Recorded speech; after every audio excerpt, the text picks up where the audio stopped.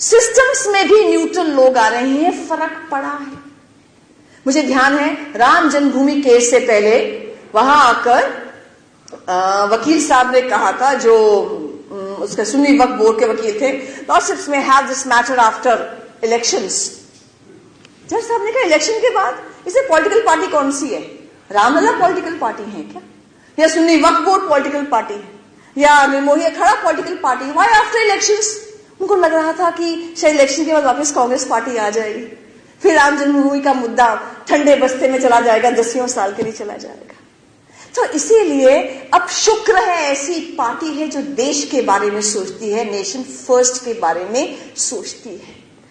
वरना यहां तो किताब छापनी ही एवरेस्ट चढ़ने बराबर हो जाता है। हमने क्या किया था, किताब ही तो छापी थी, ब्लूम्सबेरी ने भी किताब छाप दी, पर सडनली ये पूरा इकोसिस्टम एक्टिव हो गया, इंटरनेशनल लेवल तक एक्टिव हो गया। अरे ऐसी किताब कैसे आ सकती है जो कहती है कि हिंदू मरे, जो कह सकती है एविडेंस के साथ कि मुस्लिम्स ने मारा? ऐसी किताब कैसे आ सकती है? हमने कहा डिबेट कर लो, डिस्कस कर लो, हम उन घरों में आपको लेके चलते हैं, उन विक्टिम्स के नाम बताते हैं, कौन कौन मरा और कैसे कैसे मरा।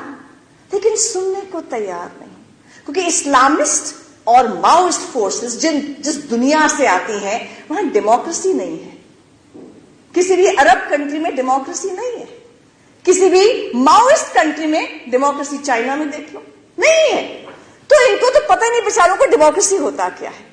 इसलिए 2020 में जब ये सीए के विरोध में प्रोटेस्ट कर रहे थे, इन्होंने अपने सामने 2 चीजें रख ली थी, डेमोक्रेसी और कॉन्स्टिट्यूशन ऑफ इंडिया। यानी हमें अभिव्यक्ति की स्वतंत्रता है, हमें राइट टू प्रोटेस्ट है, एनीवेयर एंड एवरीवेयर। सड़कें जाम करेंगे, शाहीन बाग जाम करेंगे। तो तिरंगे को हाथ में रखकर, डेमोक्रेसी का नाम लेकर और अभिव्यक्ति की स्वतंत्रता का नाम लेकर ये प्रोटेस्ट करते रहे। प्रोटेस्ट करते करते पहले यूनिवर्सिटी से शुरू हो गए, फिर औरतों को सामने किया, फिर उनको रेडिकलाइज किया शाहीन बाग में, अल्टीमेटली जाफराबाद में जाकर